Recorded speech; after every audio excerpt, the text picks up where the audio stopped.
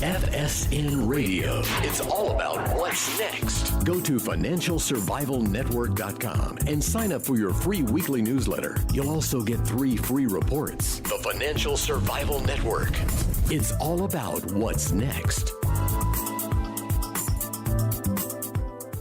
Welcome. You are listening to the Financial Survival Network. I'm Kerry Lutz. Today is February 15th, 2017. As you know, we are having a hacking epidemic, which is really a cybersecurity epidemic. It's not just in the US, it's all over the world. And whether you've got a PC on your desk at home or you run a company, you really need to become security conscious. You need to be mindful whether you're clicking a link in an email or you're logging onto a site that you're really not that familiar with that might hold untold perils and risks to your data. And Adam Brewer is with us now, CyberWise. He's a cybersecurity expert, tons of experience working with small and large businesses. He's been around forever doing this. He really knows his stuff. And oh, by the way, if you got questions on this interview or any others that we do, send me an email, kl@kerrylutz.com. That's kl@kerrylutz.com. Adam, welcome to the show.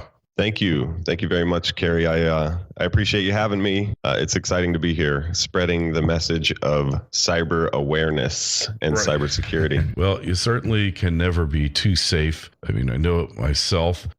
You've been doing this a long time. Is anybody safe on their computer if you're hooked into the internet? That's a good question. And I think that's kind of what everybody is wondering. There's definitely not anyone on the planet that is 100% safe. But there's a ton of small things that you can do that are really simple and easy to make yourself more secure. So, I always just kind of use the analogy of the front door of your house. You've got your lock on your actual doorknob, and then you've got your deadbolt, and then you've got, a latch or something of that sort. So that's really, when it comes to cybersecurity, that's kind of the message. It's you want to have as many of those locks in place as you can to make yourself as secure as possible. Right. So you're never 100% secure, just like you're never 100% secure walking down the street in any neighborhood in the world. But you can take precautions that'll maybe make you 99% or 95% secure. So you've looked at, I'm sure, zillions of cases of cybercrime, cyber fraud. What are the three things the three leading causes, things that people do that really make them targets for cyber thieves? Well, I'll tell you, the cyber hacking, those malicious actors that are out there, it's become such a huge business in every sense of the word that anybody can go on the dark web and they can buy these ransomware programs or these hacking programs and have access to those. So really, everybody is a target. And the things that are happening to these individuals and to these businesses they're really honestly preventable. So, in most cases, we don't see where there's just a direct attack. If you see something of that nature, it's usually, a competitor or somebody that's out to damage reputation, gain some market share, things of that nature. Typically what these guys are looking for is the low-hanging fruit. So, we talk about it all the time internally with our business and just kind of in the cybersecurity world. But it's really become an issue of training, making people aware, because these vulnerabilities are so easily preventable.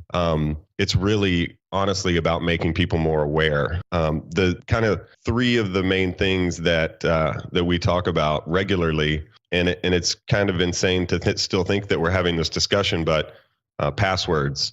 I think passwords are just still and always have been a real issue and concern. I know I was looking at a study here recently from last year, and 5 out of the 7 most common passwords used were a sequence of 1 through 0. So 1, 2, 3, 4, 5 was the number one password. Really?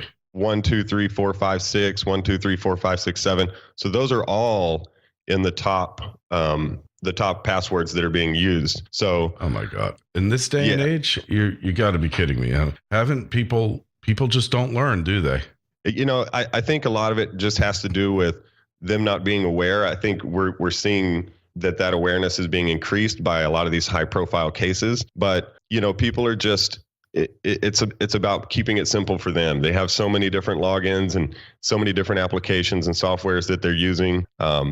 Everyone's trying to remember their passwords and instead of using like a password management tool. So I think they just want to keep it simple, and that's really leaving them wide open for an attack. Yeah. Well, I mean, that's ridiculous, because that's the first thing they do, right? A hacker is go through the most predictable passwords first, right? So yeah, absolutely. And when you go on to your cable modem or router, those things that are connected that most people typically have from their internet service provider, you can log into those routers and typically your username is going to be something like admin and the password is actually going to be password. Yeah. So, it's set up from the beginning for those things to be wide open. And a lot of people just don't know that. They're not aware of that. So, first things first is changing that password. Now we've got two-factor authentication. Mm-hmm. So in order for you to log in, if you set up the two-factor authentication, you're going to log in with your password, and then you're going to get some kind of a notification on a physical device that you have. Typically, it's your cell phone, and it's going to text you a code, which you'll have to enter. So two-factor authentication is another kind of a newer strategy that's being added to most of these software platforms. So, changing the password, using a passphrase. So instead of just your name and birthday or your dog's name and the day you got him, those kind of things, use a phrase that has numbers and symbols, capital letters, just like you would write a sentence with the spaces and everything. And you can make those phrases, somewhat relevant to what that particular application is. So just by doing that and by using two-factor authentication, you're already 10 times more secure than you were before when you're recycling the passwords and you're using something really simple. Can they hack? Two-factor authentication? They have to have your physical device in their hand. So whatever you send that two-factor authentication, the code to, which is typically going to be your cell phone. So they would have to have your username and your password for that particular application, and they would have to have your physical device. So, in most of those cases, if you don't have your physical device with you, your cell phone, which is what it is most of the time, then, you're already taking steps because immediately that you don't have that. So, it makes it really, really difficult. They would physically have to have your things. So to be able to do that from a distance over the web is highly unlikely. Wow. So yeah, I use it for a number of things. Some of them force you to use it now. Brokerage accounts, banks often force you to use it. Things of that nature. So it's really effective and encourage you to use it. Sometimes it's really inconvenient too. But sure. Apple's making you use it a lot now. Google, you can use it with. So that will almost certainly cut out the hacking. Would have saved the DNC a lot of embarrassment too this summer, wouldn't it? Sure. Have? Yeah, I mean, absolutely. How could they not use it for something that sensitive? And that's the kind of the common thread. I mean, it's really just a matter of people making really silly mistakes. And, that's kind of my mission, is just to be out here and just and let people know that there are some very, very simple and basic things that they can do. They don't have to spend a lot of money.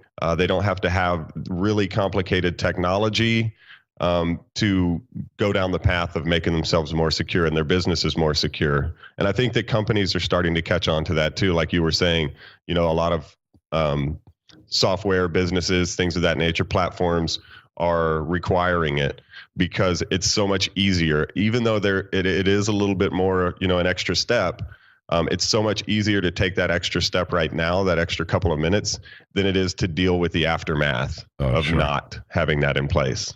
Yeah, what about, the fact that so many people are doing business on their smartphones or doing a lot of applications on their smartphones, and it's really not a very secure environment, is it?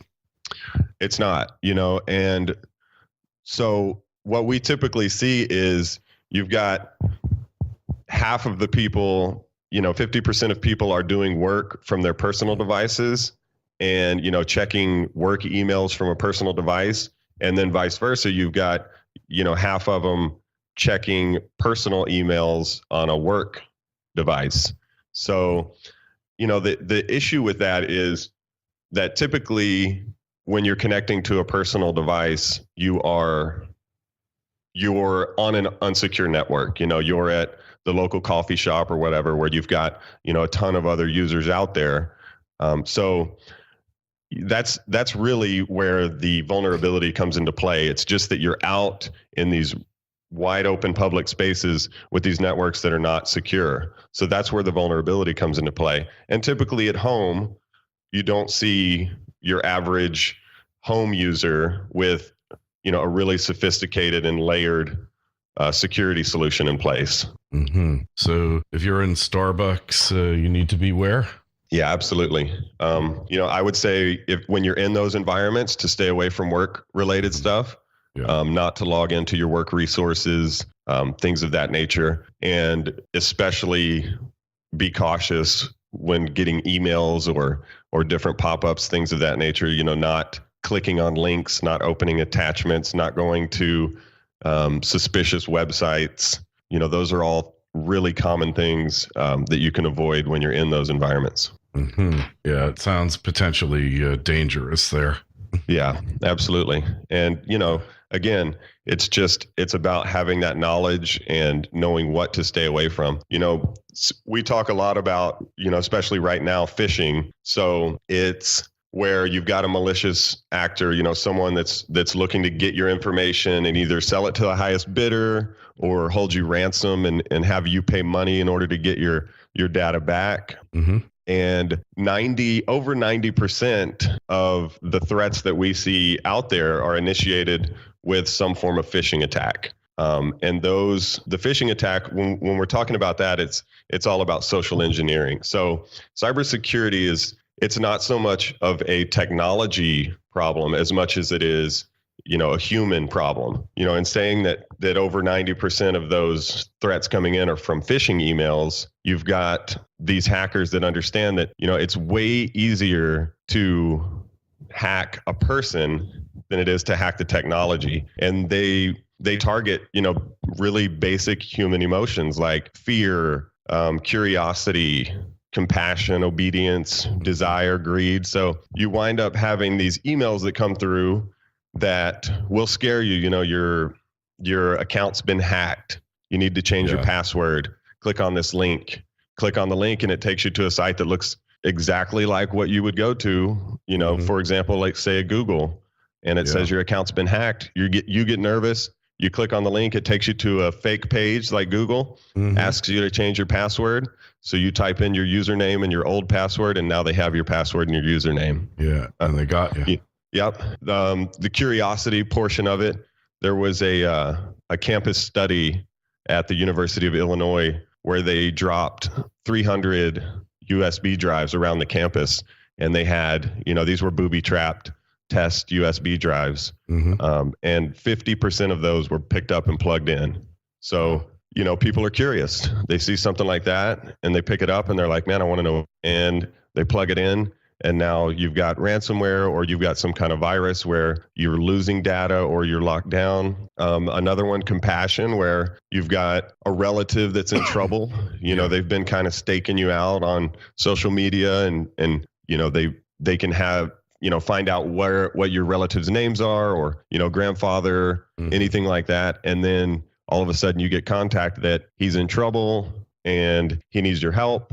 Send him money. Here's some wire information to wire him some money. And people fall for that all the time. Same thing with like fake charity donations. Here's this charity. We're going to tug on your heartstrings, donate money here. And it's all fake. And it's going straight to these guys that are out there to make money. And they see that people are the easy target. Wow, that's amazing. So it's not just like you said, it's social engineering. A lot of it. It's not real hacking. That most of the time, yeah. 95% of all of the cybersecurity breaches involve human error. So 90% of the malware that's out there, this malicious software that's locking computers down and taking data, most commonly referred to nowadays as ransomware, 90% of that requires some form of human interaction. So it's not just a program that goes on your computer and you're locked down and you don't even know how it happened. It's an email or something coming through, a link on a malicious website, and somebody is clicking on something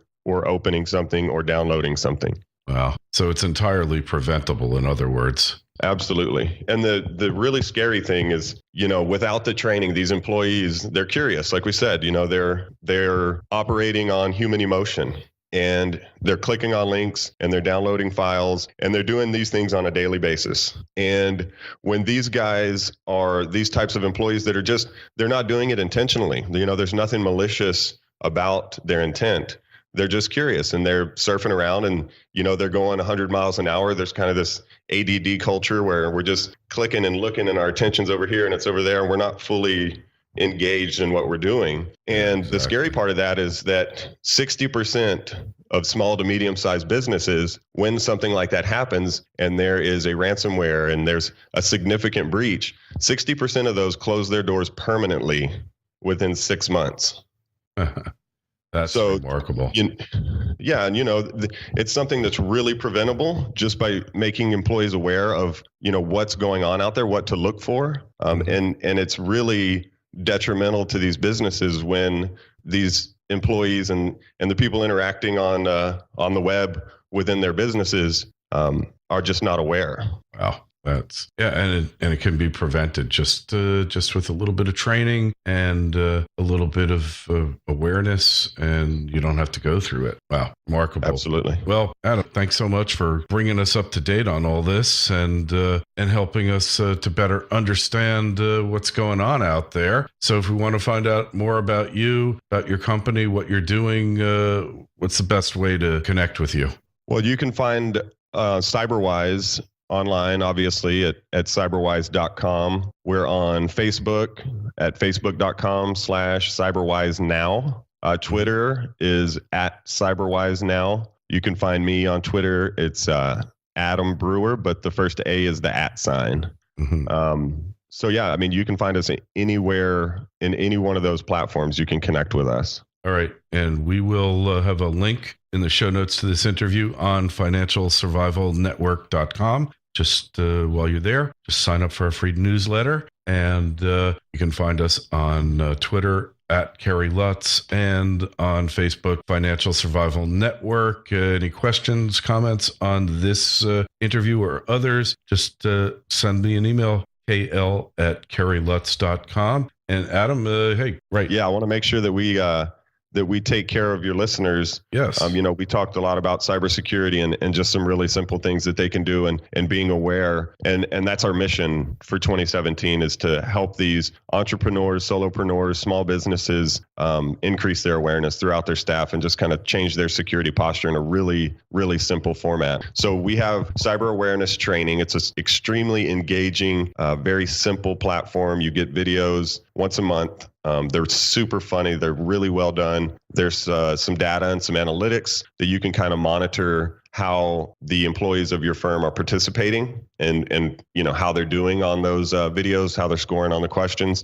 So we want to offer that to your audience for every business that contacts us. You can find, I think a link to this will be on our website at cyberwise.com/FSN for Financial Survivor Network. We're going to give 5 free security training licenses for every business that wants to take advantage of it for a year. So you'll get a full year of cyber awareness training for yourself and 4 other people at your firm. So I think it's just something that we wanted to do in increasing the awareness, creating a little presence, and continuing down the path of helping these small to medium-sized businesses and entrepreneurs out in becoming more cyber aware and changing their security posture. Yeah, I think it's really important, and I think that can go a long ways towards helping you to prevent becoming a victim of hacking and cyber theft and cyber crime. And really, one thing we didn't talk about, Adam, is the risk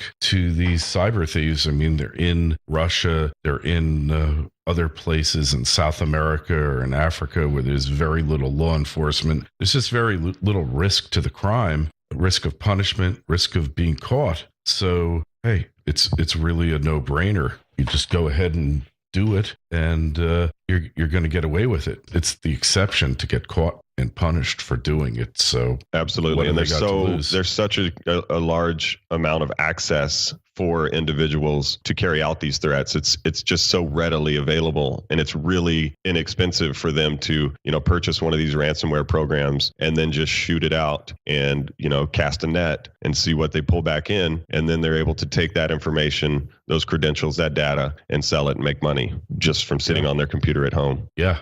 Hey, it's a no-brainer. All right. Well, Adam, hey, thanks so much for coming on, and thanks for that special offer to you FSN members of the community out there. Just tell us again how you can get it. Yeah, if you go to cyberwise.com/FSN for Financial Survivor Network, there will be all the information you need on there to take advantage of the cyber awareness trainings. And like I said, it's free for a year. So for 5 people at your firm, typically we're working with a lot of small businesses. So in a lot of cases, that'll take care of your entire business and help increase that awareness and change your security culture within your organization for an entire year. So yeah, I think you really hit the nail right on the head. It's changing the culture. Absolutely. It's so easy to be complacent, and that's what's going to kill you, is the complacency. All right, Adam. Hey, thanks so much for coming on. Great talking with you. And hey, good luck, and help keeping people safe and keeping your data safe, but you can't put a price on. All right. Thank you, Kerry. I appreciate you having me on.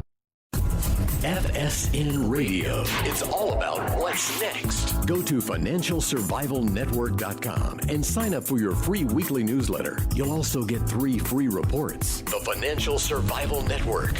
It's all about what's next.